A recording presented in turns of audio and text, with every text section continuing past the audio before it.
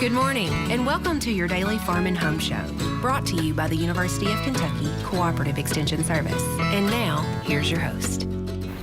Good morning and welcome to your Farm and Home Show. My name is Joanna, and this morning we're visiting with David Embrey. He's the Edmonson County Extension Agent for Agriculture and Natural Resources. Good morning, David. Good morning, Joanna. Now, David, we're going to talk about something today that's been around for quite a while, but there's some people still might not understand everything that the Governor's Office of Agriculture Policy does. That's right, Joanna. The Governor's Office of Agriculture Policy was created in 1998.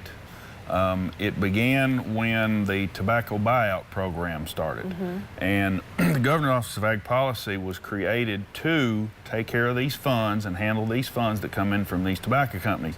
Now, a lot of people have a misconception that these are tax funds. These are not tax funds. These are funds that in the master settlement were awarded to the 17 tobacco states. And Kentucky was unique in the fact that they decided to put 50% of these into the farmers again, because with tobacco going out, you know, people still raise tobacco, but it's not the big cash crop that it used to be. They wanted farmers to be able to diversify and find other avenues for revenue, and so they used these funds, 50% of them. They go to almost every county. There's a complicated formula that we won't get into today, but this formula gave each county a certain amount of money determined by how much tobacco base they had and how many pounds they raised for the whole county.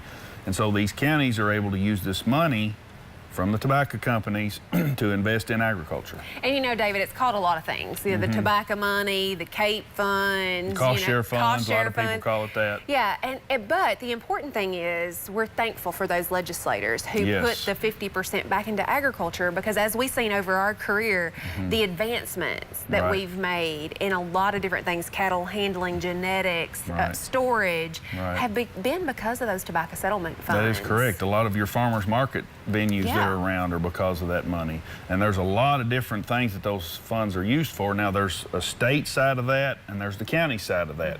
And so the counties get so much money and the state keeps so much money of that, but that's also invested. Now, there's another entity, and if I can the say Kentucky it Ag right. Finance Yes, Kentucky Ag Finance Corporation. That was actually created in the early 80s.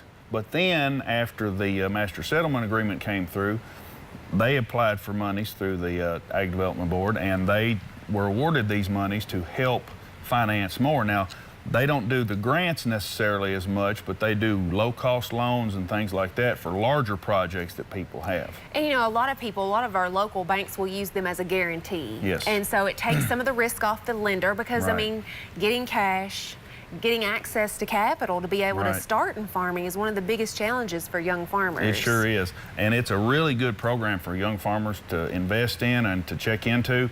We have 2 or 3 young farmers in our county that are receiving some of these funds for ventures that they're in and doing very, very well with them. And there's a lot of different programs under the Kentucky Ag Finance Corporation. There's some specifically for veterinarians, I think, beginning farmers, buildings, as well as land purchase. And those are hard to find. That's correct. Sometimes. And there are cost share programs like the county investment program.